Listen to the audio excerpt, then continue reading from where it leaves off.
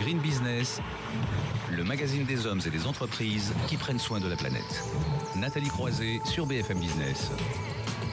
Mesurer, gérer, contrôler l'énergie électrique, une PME en a fait sa spécialité depuis des années. Comment la donne actuelle peut-elle faire évoluer son marché? Christian Michel Berger, bonjour. Bonjour. Vous êtes donc le PDG de MADEP, distributeur, fabricant de matériel pour l'industrie de l'énergie électrique. On va comprendre votre activité, ce que je disais, créée en 1992, donc plus de 20 ans d'existence. Vous travaillez dans l'industrie électrique et en fait, évidemment, vous avez évolué au fur et à mesure avec l'arrivée des énergies renouvelables. Comment vous avez pu prendre ce virage ?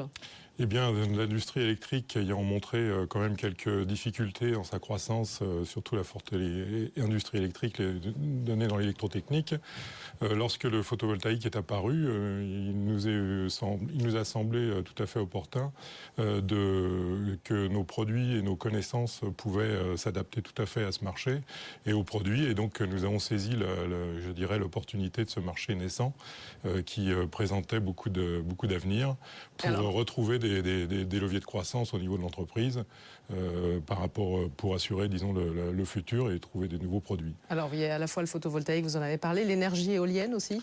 Alors, le photovoltaïque a été la première étape, puisque c'était il y a eu un phénomène de mode aussi qui a amplifié le développement de cette activité. Et malheureusement, il y a eu aussi un retournement de tendance dont tout le monde a entendu parler. Oui. Beaucoup de sociétés ont souffert, les produits ont eu du mal à trouver acquéreurs.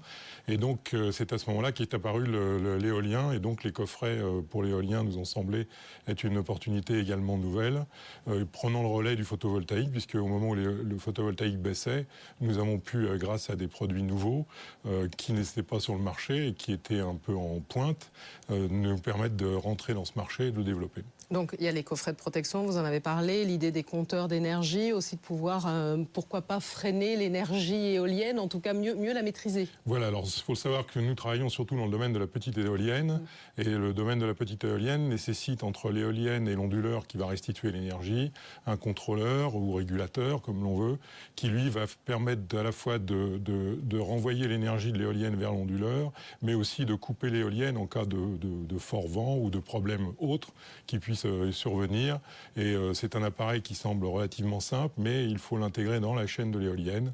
Et c'est ce que nous avons essayé de faire pour concurrencer des produits, je dirais, d'importation qui étaient présents déjà sur le marché depuis quelques temps. Alors d'importation, vous dites parce que c'est fabriqué en France ? C'est ça aussi. Nos produits sont fabriqués en France. Nous avons développé continuellement ce produit parce que nous avons toujours essayé de défendre cette position, bien qu'une partie de notre activité soit faite de produits venant d'autres partenaires européens. Et je dirais que l'ensemble, c'est de développer une technicité, une compétence et un service par rapport au marché français. Et l'éolien nous a offert, enfin le photovoltaïque d'abord et l'éolien ensuite, nous ont permis de créer des produits et de développer nos propres produits à partir des produits que nous connaissions déjà au niveau de l'industrie. Donc fabriqué dans l'heure, il y a une industrie pour ça. Vous avez aussi des clients, je pense que ça c'est des grands clients aussi, il faut comprendre les enjeux, parce qu'on en parle souvent, vous êtes une PME, un MADEP. On est une PME et on s'adresse beaucoup au marché, si vous voulez, je dirais des petites installations, c'est-à-dire à la fois les résidences secondaires, les petites exploitations agricoles. Nous ne sommes pas donc des pourvoyeurs de grandes énergies comme peuvent l'être l'EDF, ou Areva ou d'autres grandes sociétés. Non, nous travaillons beaucoup sur le réseau individuel et sur les petites installations, et ce qui fait qu'aujourd'hui c'est un marché qui est un petit peu de niche, puisque les grands groupes ne s'intéressent pas trop à ce marché ou n'ont pas la possibilité ou n'ont pas le besoin actuellement. Et dans ce marché de niche, on se trouve confronté à des produits d'importation, et nous avons voulu développer nos propres produits par rapport à ce marché de façon à mettre en valeur nos compétences, nos produits et avoir une valeur ajoutée importante par rapport à ce marché. Et vous pourriez envisager de travailler aussi avec eux, avec ces grands groupes, puisqu'on parle souvent ici de partager l'innovation. On peut l'envisager on peut apporter, parce que nous avons une connaissance qui est déjà antérieure au niveau de l'industrie, comme vous l'avez cité au début.